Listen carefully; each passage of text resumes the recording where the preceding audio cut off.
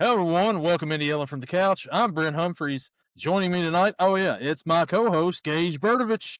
Gage, how are we doing over there tonight? We're trying to stay off the IR over here, by the way. But, Gage, how you doing? Yeah, all in all, doing okay, I guess. Yeah, we'll just keep it at that. Football season, it's almost here. Steelers, we're filming this Friday night. Last night had their last preseason game. Again, not a lot of offensive starters starting, which kind of makes me question a little bit, but at the same time, I get it. You now lose Derek Harmon for probably a month. Your first round pick on the defensive line. Overall, there's a lot of questions, but a lot of good questions. Like, who's going to be the quarterbacks that you keep? What receivers are you keeping? Who's getting cut? Who in the world is being the starter in the defensive back room that is filled with vets and younger guys? Who's winning the punting battle? As a Steeler fan, I never thought I'd get to say that. I never thought we'd have a good punter. For having to deal with Presley Harvin and Jordan Berry for as long as I can remember, I'll take Corliss Waitman and Cameron Johnston at this point, but doing well. Brent, Bengals? How are they looking? What are we thinking? So, since last we spoke on this podcast with you, the Bengals had a game on Monday night, and there was some news. Before I get to that, there was some news on Sunday, which they're putting Trey Hendrickson on the trade block because they cannot come to agreement on the contract. And we don't mean they can't come to agreement on money. They've agreed on that. They've agreed on years. It's the guarantee money is what's holding them up. And it's like, really? That's what's holding this whole thing up is the guaranteed money? Are you kidding me? Out of everything? What? It's crazy, man. It's crazy. And then the top three destinations they put on there was the Colts, which Lou Anarumo, I get it. Then the Panthers, and then the Browns. This was like the first three initial ones. And I'm just like, so he's not in it to win a Super Bowl, is what you're telling me. For two, the Bengals aren't trading to the Browns in the division. That's not happening. Now the Raiders have been picking up some steam in this sweepstakes here. And it's like, okay, Max Crosby and Trey Hendrickson over there. That's dangerous for the AFC West, but man, I don't get it. I don't either, but I'd be okay with sending him to a team that, as long as it's out of the division and not a very good team, all right, cool. Let that team use all of their cap space to extend Hendrickson, give him the contract that he wants. Why not? Yeah, why not? And see if the Bengals could get a couple of picks out of it or something. I mean, but I don't know, man. It's just guaranteed money is the only thing that's holding them back. And it's like, is that really what we're going to get snagged on here? Is guaranteed money? Like, you got to be kidding me. Well, and you mentioned about it's obviously not about winning a Super Bowl. Look at Myles Garrett. Oh, I don't want to be here in Cleveland. I don't want to be here. I want to go win a Super Bowl. Signs a 40 however many $1 million extension per year. Oh, well, I'm really happy to be with this Browns organization. It's all about the money. Yeah, we'll be in it in the future. It'll be our new year next year. I think that's the Browns' motto anyway. 2 years from now, be careful. We're going to be something. Dallas is, this is our year. Cleveland is next year is our year. Dallas, they still haven't signed Marka Parsons either, so there's that too. So, I mean, it's not all bad for the Bengals, I guess. They're not the only one with an old and out-of-touch owner who doesn't know how to sign and keep his players happy. I don't know. I expect between the two, Micah to get dealt first, if they're going to be dealt. I think it's going to be like a Dak Prescott situation. They're going to sign a deal right before the season starts with Micah Parsons. I don't know, Parsons, and they don't play a full season? Yeah, it could be a possibility as well. But, man, I don't know. I don't understand some of these owners, man. You wait too long, and then you end up overpaying them when you could have paid a lot less for them. But yeah. But what did you think Monday night about the Bengals offense? I don't know. Especially Burrow. He didn't look the sharpest, and he took at least one huge hit from what I saw. So I had Stephen Compion from Sports with Compion on here the other day. We talked about it a little bit, but I told him Joe Buck may have said the smartest thing he's ever said during the broadcast. Joe Burrow goes all the way back, probably 15 yards down close to the goal line, trying to keep a play alive, and he's just about to get hammered. And Joe Buck's like, go down, Joe. It is August. And it's like, amen. Amen. Go down. Do not. Why are you extending the play in August preseason? What are we doing? Almost had to roll with Jake Browning here for a couple games. No. Jake Browning played pretty decent, but who was that? I can't remember who it was last year. Oh, it was Justin Fields. He had his helmet on, chin strap on and everything during like the whole second half. And then like third quarter, he undoes the chin strap. Midway through the fourth, the helmet's off completely. He knows he's not playing. That was Desmond Ridder the other night in the second half of the preseason. It's like, when will we see Desmond Ridder? Maybe in the third quarter, maybe in the fourth. Maybe he's not playing. He never did get in the game, so that tells you a whole lot about that situation. Yeah, that's kind of how it went with the Steelers here last night. Like, Aaron's not playing, which mixed feelings about. One, need a little bit of an in-game action, but on the other hand, is it worth him getting potentially clobbered and us having to start Skylar Thompson or Mason Rudolph week No. 1 against the Jets? Yeah, it's not worth it. But you start out with Mason Rudolph, doesn't exactly look the best, and then you go to Skylar Thompson, who I think played himself into a roster spot, whether it's with Pittsburgh or a different team. And then Logan Woodside. Week 1 of the preseason, this guy didn't play at all. And he was signed for at least a week at that point. Week 2, it was like, all right, little bit of playing time, little bit. Last night, he got like a quarter and a half, and then they released 11 players today, and his name was at the top of the list. Was not impressed with him last night. No. Haven't been impressed with him his entire NFL career, but let alone last night. I feel like he's been on the Bengals preseason squad a few years back or something. I remember that name. He's a MAC quarterback, right? He's at one of them MAC schools. I believe so. Maybe Toledo. I don't know. I can't remember. He played college football for the Toledo Rockets and was selected by the Cincinnati Bengals in the 7th round of the 2018 NFL Draft. Yeah, see? It all comes full circle on this podcast right here. You got the Toledo to the Bengals to the Steelers and back to the UFL. Oh, and also had the Tennessee Titans in 2019 and the Falcons in 2022. Oh, so he went 2019 to 2022 without playing any NFL ball. Nice. I don't know about any NFL ball because I think he has a couple stats. He's played in 13 games. He has oh, that's rushing. I'm like, something's wrong here. Where's the passing? At 13 games, he is 4 for 7, 34 yards, no touchdowns, 1 interception. And then he must have taken a lot of knees, especially in Tennessee. He has 14 rushing attempts for 10 yards and 1 touchdown. That is where Ryan Tannehill's like, you know what? I'm not going to get hurt this play, coach. And Vrabel's like, yeah, Woodside, get out there. That's what that was. 2021, 5 games, 6 rushing attempts, -6 yards. Man, yeah, what a career for Logan Woodside. And it looks like it may be coming to an end. I don't know. By the way it looks, some team will sign him. Who knows? Probably. Speaking of the Bengals offense the other day, I'm going to overreact quite a bit right now, and I'm going to tell you about a young wide receiver for the Bengals, Mitchell Tinsley, number 82, out here looking like Jamar Chase in the preseason, making all these spectacular catches, these touchdowns. This dude right here could be wide receiver number 6 for the Bengals, and I'm here for it. They drafted Jermaine Burton last year in the 3rd round out of Alabama.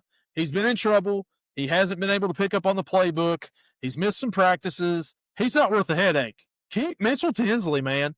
Give me that guy. I did not know who this Mitchell Tinsley was until I saw your video the other day talking about him. I was like, who? And then I was like, oh, he did have a pretty good game. Yeah. I was just like, wow, this guy right here, he could get in there, if Chase and them, need a breather or something. Mitchell Tinsley can come in. He could make a play here or there. I mean, come on. Let's go. Mitchell Tinsley time. So since wide receiver seems to be one of the deepest positions for Cincinnati, who do you think are the 6 that they keep? All right. So obviously you're keeping T and Jamar. Yes. I think Charlie Jones, I think he's going to make a roster. Yossi Bosch. And then it comes down to, let's see, that's 4 right there. Tinsley, I think, played himself into the spot. Even when they interviewed Burrow, he said that he likes Tinsley, the way he's attacked practice and everything. And then you're down to that 6th spot, which is like Jermaine Burton, Isaiah Williams, some names down there at that point in time, right? So maybe Tinsley is the number 5 or even number 4. He could be. I mean, I put him in over Charlie Jones for sure. They had Jermaine Burton back there returning kicks and stuff, but I mean, he hasn't done anything too impressive. You got Kendrick Pryor too, I believe, that's fighting for that last wide receiver spot. So, I mean, Mitchell Tinsley's got a pretty good chance here. I know that they're keeping like 4 tight ends, which is like, whoa, what are we doing here? We're going to go New England back with Aaron Hernandez and Rob Gronkowski days or something. Like, what's this? Did Arthur Smith switch teams? Is he the offensive coordinator now for Cincinnati? And like, wow. Yeah, so there you've got Drew Sample, Tanner Hudson, Mike Gesicki, and they just signed Noah Fant. So I think they're going to keep all 4 of those guys at tight end. So it may be a 5 to 6 wide receiver type room there, but I think you got to bring Tinsley on. I think he's earned it. Nobody else has looked that good in the preseason besides Chase, but he hasn't played a whole game like that. This is how I learned that Noah Fant signed with the Bengals. All right, cool. Yes, that happened a couple of weeks ago. So he's a Bengal now. I thought he was still in Seattle. They let him go, and yeah. So Mitchell Tinsley time, man. I'm here for it. I'm here for it. You gotta get a Mitchell Tinsley jersey. Man, if he makes the roster and he comes out there and he catches a touchdown pass this year, I'm gonna be like, I was on that bandwagon early. Popping my Mitchell Tinsley jersey out there, yeah. 82.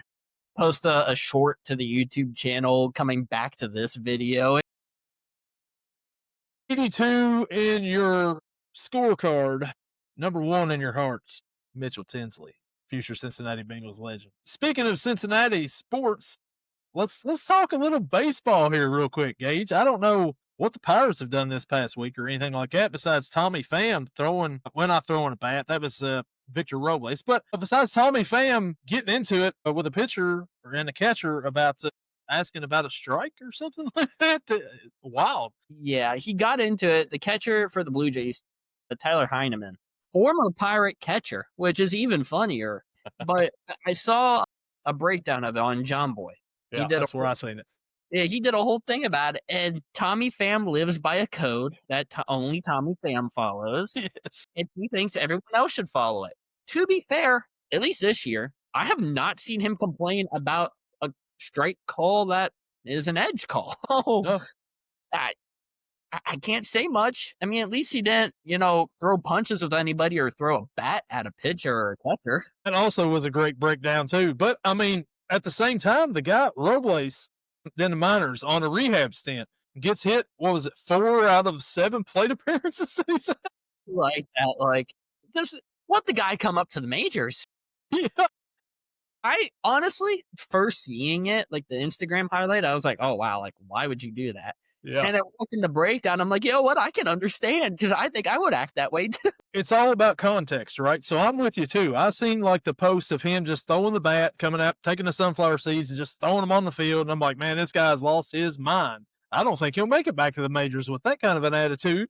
And then you watch the breakdown and you see the whole backstory and everything about this whole series. They've been throwing at him. They've been hitting him and all that. And it's like, I get it.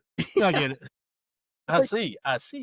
The guy's on a rehab assignment from an injury, trying to make it back to the majors. Don't let him go back on the IL and have to go through this again. Yeah, I mean, I probably would throw my bat too at that point in time. It's like, man, they're actually trying to get me hurt again. Yeah. There's no room for that. I'll throw the bat. I might bat flip the helmet. I'm not too sure, but this is incredible. I like how when he threw the sunflower seeds out and John Boy was like, it's a good thing those weren't just in a big old gallon thing and somebody's got to clean that mess up. They're in bags at least, so it's easy to clean up. And I was like, never thought of it like that. I'm curious on how that would go if they were all just, for some reason, solo seeds, just all in the container and they're just all over the field. I'd say you just play on. Just go on at that point in time. It's not even worth the cleanup. Have to call timeout because someone runs out of the dugout to grab a bag of sunflower seeds or something. Man, so the Reds, last time we talked, I was like, all right, we got a shot. And then they were a game and a half out from the Mets. And today, as we said, they're a half a game out from the wild card, even after losing 2 of 3 last week to the Brewers. And then they snap that streak. They snap the Brewers streak. They go and they get 2 or 3 off of the Angels. And yeah, so now the Reds making a push for the playoffs once again, Gage. How exciting. For you. As we sit here, the Pirates are 54-74, going against the 37-91 Colorado Rockies. The last time these two teams met, it was in Colorado, so I can understand. But it was the most runs I think I've seen scored in a series that involved the Pirates in forever. But as we currently sit, they are playing in PNC Park. Top of the 6th inning, Pittsburgh is winning 5-0. It was a Braxton Ashcraft start, too, so that surprises me the most. That, He only allowed 2 hits. Hey, think about it, though. The last time the Rockies played, they were against Shohei, and they beat him up. Yeah. Yeah, The Rockies. But I think the biggest news for the Pirates is the promotion of the number 1 pitching prospect in all of minor league baseball, Bubba Chandler. Bringing him up to the majors, give him a little bit of taste, give him a little bit of service time. But sorry, I have the game on right now, and he just punched some guy out with 100 miles on the corner for his first strikeout. You deploy him from the bullpen. He's been a starter his entire career. That's a nice little change up. So instead of, you already moved Andrew Heaney to the bullpen because this guy for the last month has sucked. It might also have something to do with the amount of innings he's pitched because he's coming up on some incentive bonuses, and we know how the Pirates are with money. But he also has an 8-something ERA over the past month. So I can also see that. I don't know who's taking Heaney's spot in the rotation. I thought it would have been Bubba Chandler, but I'm wrong. So what do I know? Maybe they're going to give him a little bit of time out of the bullpen, and when the September call-ups happen, maybe they'll push him in that starting rotation. You think? No. No? It's Pittsburgh. They wouldn't do something smart like that. Yeah, there's a reason why our teams haven't done anything at all for the last 30-some years. I've seen a couple wild card games in my lifetime. Yeah, the Reds haven't won a playoff series since 1995, so... I mean, the only playoff memory I have is the Cueto game in Pittsburgh. Yeah, you're welcome. I had to. All right, moving on. So we're going back to football now, and we are here for the NFC North preview. We have previewed 6 divisions so far. We are down to the final 2, and some may say 2 of the better divisions in football. Maybe the best 2 divisions in football. Maybe last year you could say that, maybe, but this year, I don't know. We'll see. So last year, the NFC North made history with a combined winning percentage of .662. The highest ever for a division, sending 3 teams to the playoffs. But the postseason was a bust. 0 wins for the NFC North in the playoffs with 3 teams. The Bears, meanwhile, finished at 5-12, but they showed some flashes, and it was kind of a rocky season for Caleb Williams. Fast forward to 2025, and all 4 teams look a little bit different than they did last year, with major coaching changes, some free agent signings, and some decent drafts. We'll see if anybody can dethrone the Lions, or if the Lions can repeat once again. Gage, let's go ahead and let's get started with what I'll let you say. Who do you want to start with? As you said last week, you didn't know one of your co-hosts was a Chicago Bears fan. You want to start with my Bears, or do you want to go somewhere else with this? Yeah, you know what? Let's start at the potential basement of the division. Last year, the Chicago Bears ended 5-12, like you mentioned. Their win line this year, BetMGM has them set at 8.5 wins. Big jump for a second-year quarterback. My key question for the Chicago Bears: can Ben Johnson translate his offensive success to Chicago? Why did I lose my train of thought? Ben Johnson. Ben Johnson. All right. The most coveted coach across the past 2 cycles could be Ben Johnson. He has a fiery demeanor, and that was the number 1 takeaway from Chicago's offseason program. But it's one thing to run an offense while Dan Campbell back in Detroit leads the organization. It's harder to do both. Just go ask some other coaches, Josh McDaniels, Cliff Kingsbury. Ask them how it goes. So it's going to be interesting. And can it translate?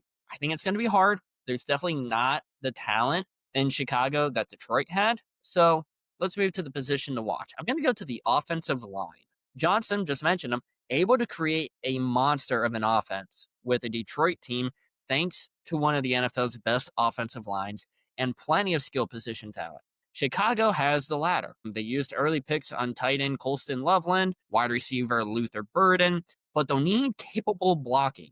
Last year, they allowed a league-high 68 sacks on Caleb Williams. The Ben Johnson era regime wasted little time. They overhauled the line with 5 new players, and that include starters left guard Joe Tooney, center Drew Dahlman, and right guard Jonah Jackson. So are they going to be able to protect my breakout player, the quarterback Caleb Williams? Last year, awful play call, a mediocre offensive line, and a defensive-focused head coach hampered, I believe, the number 1 pick's rookie year. Those have all been addressed.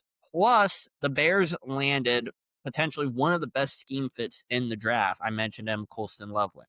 He could be a higher end version of Sam Laporta. And then you pair him with DJ Moore, Roma Dunze, Luther Burden. Unfortunately, you lose Keenan Allen, but you bring in Burden to replace him. You got Loveland and the pair that I just mentioned. I think that this is going to be the breakout year. Caleb Williams might become the first quarterback in Bears history to pass that 4K yard mark. I know it's amazing that they've never had one, but it might actually happen. So are they better than what they were in 2024? I say most definitely. The scheme changes from Johnson and new defensive coordinator Dennis Allen are very positive, as are the additions of talent in the trenches and the skill positions. The playoffs in year one might be a stretch, especially given how hard this division is. But a 9-win season would be their first above 500 season since 2018. I mentioned 8.5 wins as the win total. I'm going to take the over. I'm going to take them just barely. They're going to have a Pittsburgh Steelers record. Give me 9-8 for the Chicago Bears. Ooh, wow. So Caleb Williams last year had some flashes. 3,500 passing yards, 20 touchdowns, 16 picks as a rookie. But as you mentioned, he took a league high 68 sacks behind that offensive line. The defense improved late. They were top 10 in turnovers forced, but ranked 27th in run defense. They swept the Green Bay Packers last year. That was something for them. And then they fired Coach Matt Eberflus in November last year, and they hired ex-Lions offensive coordinator Ben Johnson.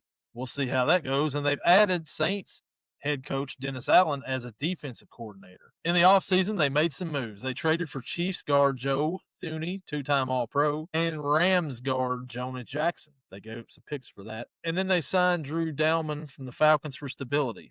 Bolstered their defense, and they lost Keenan Allen on offense as well.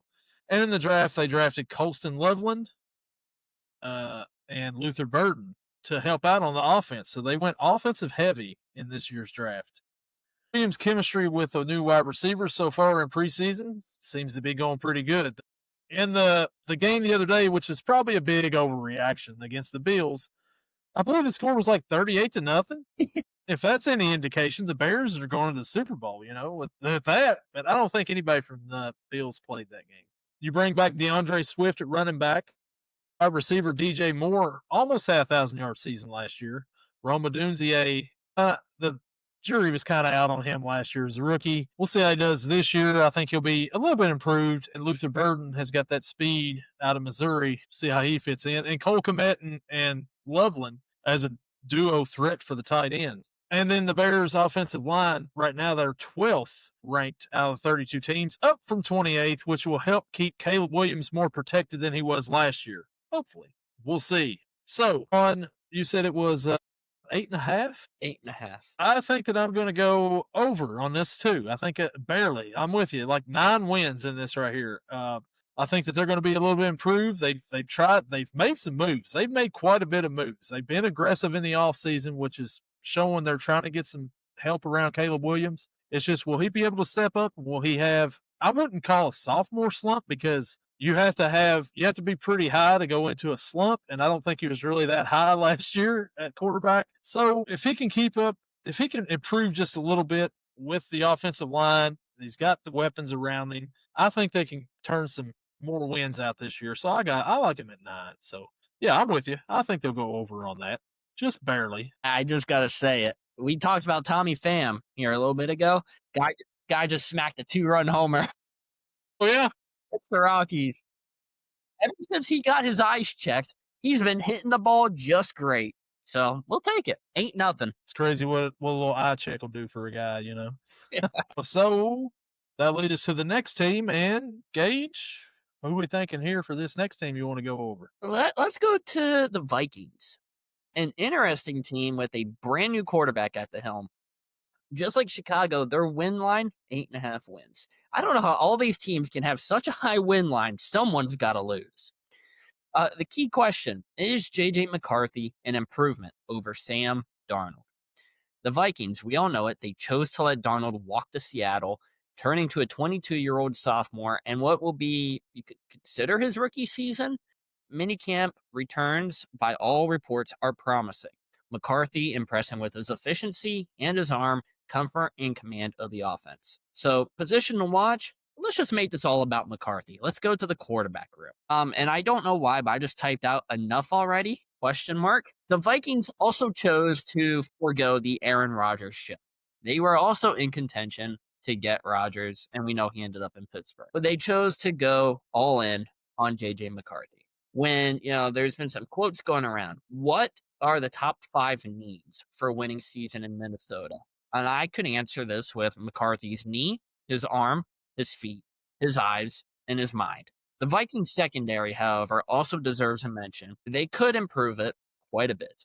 They just traded away on the defensive front Harrison Phillips, who I don't know why you trade that guy away. I thought he was going to finish out his career in Minnesota. Man, was I wrong. So, breakout player, let's keep this train rolling. JJ McCarthy, of course, the world-class infrastructure that helped resurrect Sam Darnold's career and let Kirk Cousins shine is even stronger now. They have an improved interior offensive line. You get the return of star left tackle Christian Darrisaw, and skill position talent give McCarthy every tool needed. Expectations, I say, are rightfully high. Are they better than what they were in 2024? This is where I'm going to turn the script and say no. If the number 10 pick of 2024 plays better than Sam Darnold, then yes. However, it's going to be his first full season. He's coming off of injury. I think the Minnesota Vikings finish in the basement of the NFC North this year. 8.5 wins as a win total. Give me the under. So the J.J. McCarthy era ends. I mean, this is the J.J. McCarthy section of the video right here, as you can tell. Last year, the Minnesota Vikings, they went to 14-3 last year, runners up in the NFC North, lost in the wild card. Sam Darnold had a great season unless you blitzed him towards the end, and when they found that out, he was all in trouble. So he heads off to Seattle. Don't know how well he's going to do without head coach Kevin O'Connell. But they had an elite defense last year, 47 sacks under defensive coordinator Brian Flores, who is back. Kevin O'Connell also back. Free agency, they signed Colts center Ryan Kelly, Isaiah Rodgers. They traded for 49ers running back Jordan Mason, who had a decent season last year filling in for Christian McCarthy. So you got that 1-2 punch there with Aaron Jones and Jordan Mason. Could be something. And as you mentioned, they traded defensive tackle Harrison Phillips away, and then they lose. Sam Darnold goes to Seattle. So JJ McCarthy, what will he do this year as a rookie? I don't know. You don't know, really. He didn't really impress me a whole lot his season at Michigan. He was decent, but they ran the ball a lot at Michigan. They were more of a running team. How will that work with him with some weapons out there? He's got Justin Jefferson. Jordan Addison's not playing the first few weeks, but he'll be back eventually. TJ Hawkinson, he's got weapons around him. He's got some running backs too. So they've got some talent on that offensive side for sure. It'll be interesting to see how it was. The weaknesses for this team is the inexperience for JJ McCarthy, of course. So you predicted them to go. The over-under was 8.5. I predicted under 8.5. 14 wins last season. I've got them going under as well. I'm with you. I think they're going to be in the basement of this division. I think the Chicago Bears are going to get 9 wins. I don't know how many Minnesota's going to get. Not everybody's going to come out of here with 8-9 wins in this division. It's just no way possible. But I like Minnesota to take a big, huge step back this year. But like you said, if J.J. McCarthy can come out and show something, which Kevin O'Connell. Easy for me to say all them times I just said it. Seems to be like the quarterback whisperer. So if he can get through to J.J. McCarthy, maybe they do have a better season. Nobody expected them to go 14 wins last year with Sam Darnold. So we'll see. But I've got them going under 8.5 too. I think that's a lot. So there's the Vikings. All right, where do you want to go next? There's 2 teams left. You want to go Green Bay? Yeah, you know what? Let's go to Packer Nation next. The Packers last year finished in 3rd at 11-6. What a record to have to sit in 3rd. But their win line this year is set at 9.5. My key question, is Jordan Love good enough? Aaron Rodgers, when he was in Green Bay, he was 27 when he won a Super Bowl. So was Brett Favre. Guess how old Jordan Love turns this year? 27. Can history repeat itself? I highly doubt it. But Green Bay's $220 million quarterback will definitely need to improve after a shaky 2024 to join Rodgers and Favre in that conversation. My position to watch, let's stick on the offensive side and go to the wide receiver group. Good luck finding a deeper room of receiving talent in the NFL. Green Bay, they even pulled a Travis Hunter and converted one to cornerback. Not quite Travis Hunter, it's Bo Melton, but still, they converted one to corner. See how that works out. The problem, though, is that there's no proven number one option at receiver. So to address that, Green Bay drafted wide receivers Matthew Golden in the first and Savion Williams in the third. All reports is that Matthew Golden has impressed everybody within the Packers organization. Williams, a little bit, but let's stick to the wide receiver room. My breakout player, he's kind of had a breakout already in his career, but he's never been fully healthy. Give me Jaden Reed. Reportedly, uncertain concerns about Reed's position as the team's number one receiver after the draft. However, there's been a lot of positive things after the draft. Head coach Mike LaFleur. Head coach Matt LaFleur, quote, he's been outstanding. Again, I read quotes on this show, and they are the most vague things. So, yeah. Are they better than what they were in 2024? It's going to be hard. I think they're about similar to what they were. Green Bay's biggest loss was former Pro Bowl corner Jair Alexander. They cut him early in June to free up $17.1 million in cap space. Jair, he was rather my God, my words. Jair was rarely healthy, but his departure means questions about their cornerback room.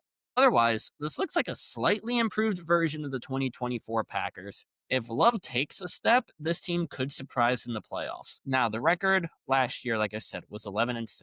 9.5 is the win total. I'm going to take the over. I'm willing to bet they finish 10-7, 11-6 again. Yeah, the Green Bay Packers, they're one of those teams where you seem like every year they're at 9-8. I mean, it's kind of like Mike Tomlin, right? 9-8, 10-7. They're in as a wild card team since Aaron Rodgers has left. And that's a credit, I believe, to head coach Matt LaFleur. It's easy for both of us to say, like Mike LaFleur, Matt LaFleur. Either way, this guy's a pretty good head coach with what he's got, right? Because do we know if Jordan Love is really the next guy? As you said, Brett Favre, Super Bowl at that age. Rodgers, Super Bowl at that age. Is it Jordan Love's turn? No, I don't think it is. But I think he's a decent quarterback. I don't think he's great. Just, just mediocre at best, I believe. It's a make or break year for Jordan Love right now. It could be a breakout year for him, or it could be just like every other year he's had so far. Nothing impressive, nothing horrible either, though. He's doing good enough just to get a spot. He has some games where you're like, okay, this guy's pretty good. And in other games, you're like, okay, that guy's out there. And that's about it. He's got running back Josh Jacobs, who had a pretty good, decent season last year. Pretty good, decent. That's pretty good. He had a decent season last year, Josh Jacobs, in his first year in Green Bay. And then you've got Christian Watson at wide receiver. Jaden Reed as your breakout player, who I feel like he's kind of like, he's been in the league a little bit longer, so he's had a little bit more of a sample size than what we've talked about Marvin Harrison Jr. We always talk about Marvin Harrison Jr. is going to be the breakout game. It's a breakout game for him, breakout season. That kind of feels the same way about Jaden Reed every year. Like, Jaden Reed's got all this speed. You could put him anywhere you want, and something just doesn't click with him, it seems like. Will that change? I don't know. But they drafted Matthew Golden for a first-round pick. The first time they have drafted a wide receiver for a long time. Like, Aaron Rodgers is always like, yeah, I need some help out here at wide receiver. They're like, yeah, let's get you a third-round guy. Let's not do the first round. Let's go defense. We need defense. And he leaves a few years later, and they're like, you know what? We need a wide receiver in the first round. Let's go get him. They've got some weapons, though. I mean, like you said, running back's good. The wide receivers, a lot of unknowns. You got Tucker Kraft, Luke Musgrave at tight end. On the defensive side, you got Rashawn Gary, Kenny Clark, Jair Alexander. I don't know when. I mean, I get it was to save some room with the cap, but I feel like he's still really good. You let him go and bring him into our division? Like, come on, Green Bay, be better than that. You've got to think of other teams instead of yourself at some point in time. Don't bring Jair into our league like this, into our division. And you got Xavier McKinney over there, too. So they've got some weaknesses. And the offensive line's got some question marks. And the secondary, I believe, now has some question marks. Who replaces Jair over there? Will they have anybody? I know he was injured a little bit, but still, come on, So their over-under was, once again, Their over-under was 9.5. 9.5. This seems like a perfect time to go under on this one, too. Give me 9-win Green Bay here. 9-8. Sorry, Gordon. Buddy of mine's a big Packers fan, and I've got to let him down right here. I feel like he's going to be 9-8 this year. Well, for some fan bases, that's perfect. Be just over 500. Yeah, mediocrity at its best. Yeah, very much. And that narrows it down to one last team, and that is the king of the jungle of this division, the Detroit Lions, the last couple of years. Gage, tell me about Detroit. They're without both coordinators. Can they repeat? Yeah, without both coordinators, they finished 15-2 last season. Their win total is set at 10.5 this year, so a big decrease from what their record was last year, but still projected to finish first. My key question, you basically just talked about it. Can new coordinators replicate the success of Ben Johnson and Aaron Glenn? History has littered itself with talent-rich teams struggling after losing two coordinators to head coaching gigs. A couple examples. The Eagles lost offensive coordinator Shane Steichen and defensive coordinator Jonathan Gannon after their 2022 Super Bowl run, resulting in one very forgettable season before the replacements were fired.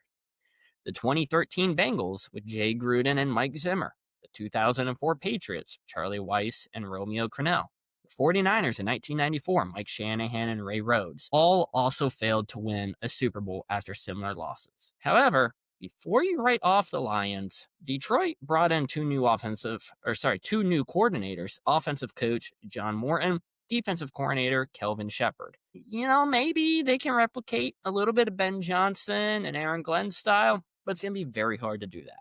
Well, let's go to the defensive side.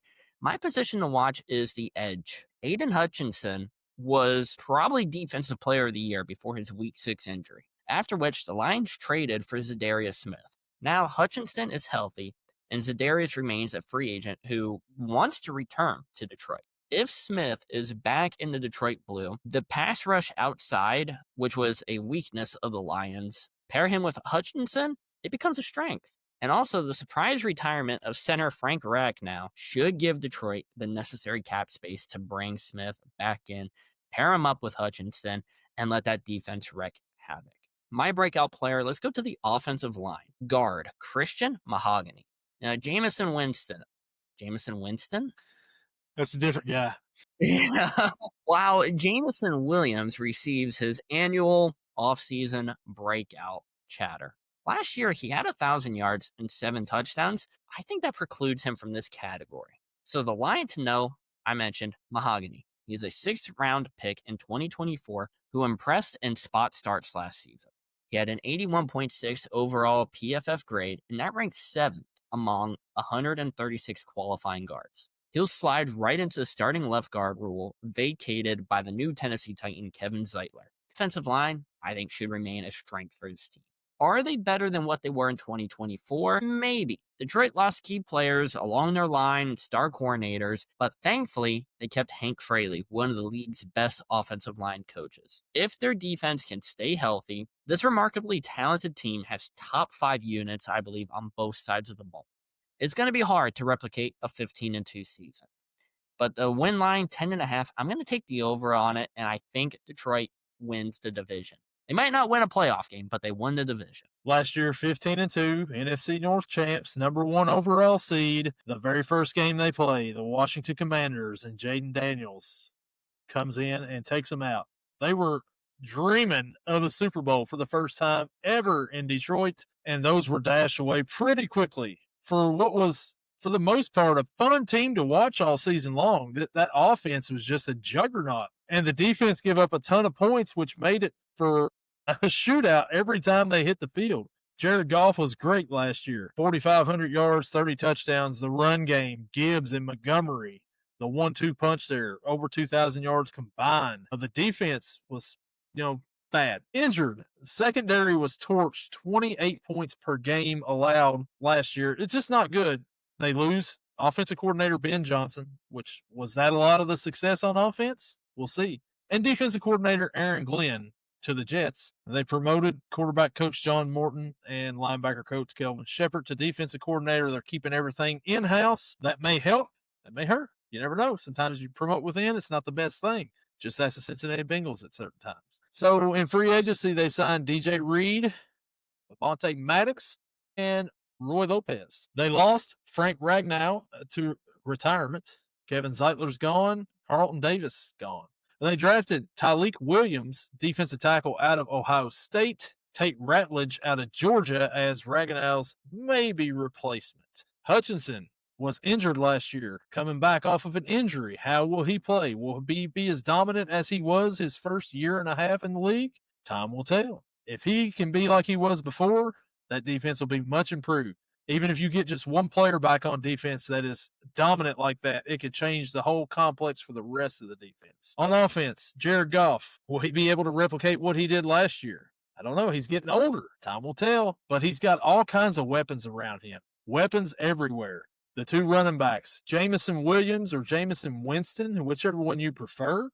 Amon-Ra St. Brown. That guy right there is just a tough wide receiver and can go make some plays when you need him to. Sam Laporta as a tight end. I mean, the offense has got it, once again, to make a big run. Will they make a big run? 10.5 is their over-under? I like them to go over on this. I don't think they're getting to 15 wins. I don't think they're getting to even 13 wins.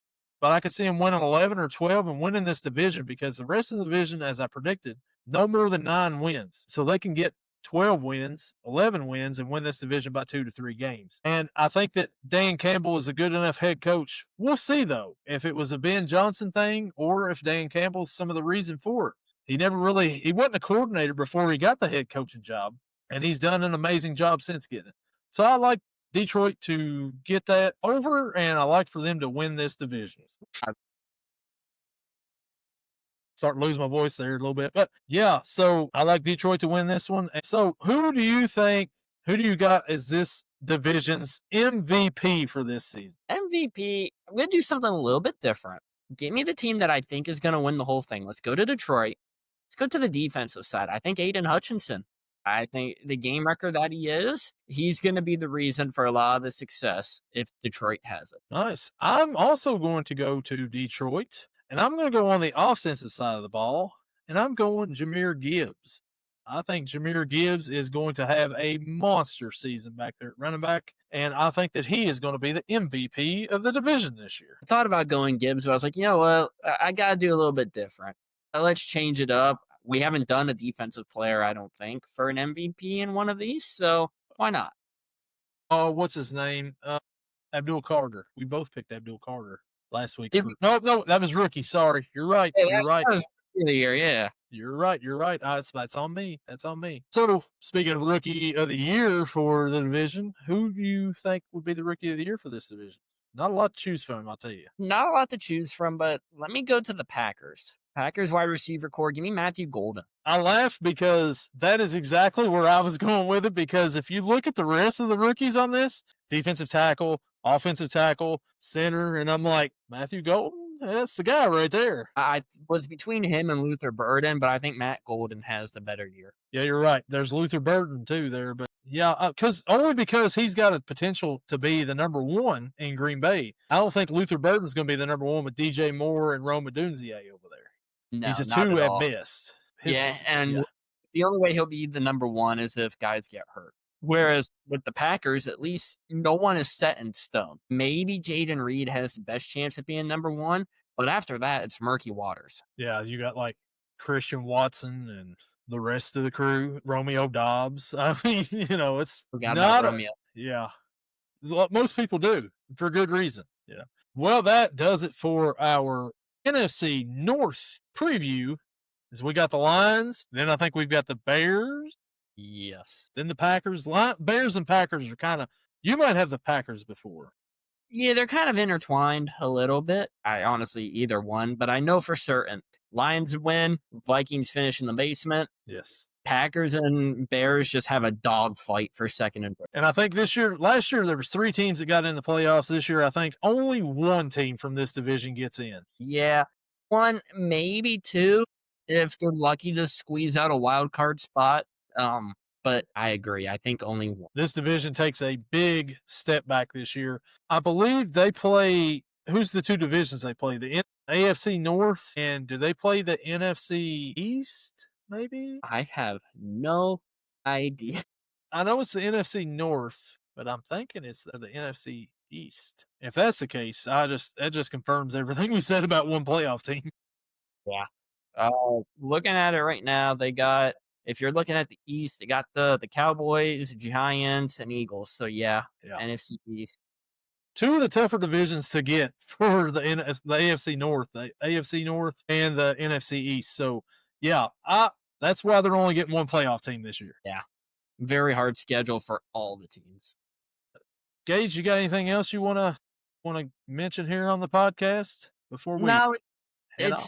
it's still 8-0, bottom of the 8, so Bubba Chandler has I'm sure he's still going potentially, but has thrown, I believe, 3 scoreless innings in his debut. At least 1 K. I don't know how many, I haven't been watching, but pretty solid start, even if it is against a pretty bad team. And the Reds are out west playing Arizona here in just a little bit, hopefully for a win, hopefully a Mets loss, and the Reds are in the wild card spot the next time we get on this podcast and we talk the best division in football. We've saved the best for last, the And AFC North. we timed it perfectly too, because then football starts right after that. What else could we have asked for? Perfect timing. Like, we did it. We did it. We're almost here, though. And then after that, it'll be time for our picks every weekend.